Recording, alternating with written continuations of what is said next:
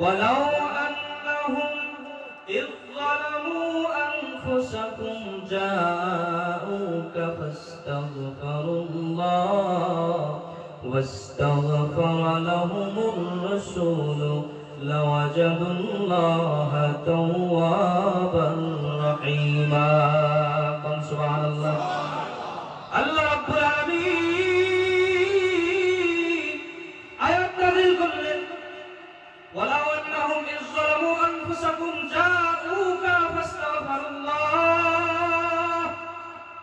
নবী আপনার উম্মতের জন্য বলে দেন, আপনার কোন উম্মত যদি নিজের নফসের সাথে সবচাইতে বড় জুলুমকারী হয়ে গেছে, অনেক বড় গুনাহগার, অনেক বড় গুনাহ করেছে, তার গুনার কোনো শেষ নাই, হয়তো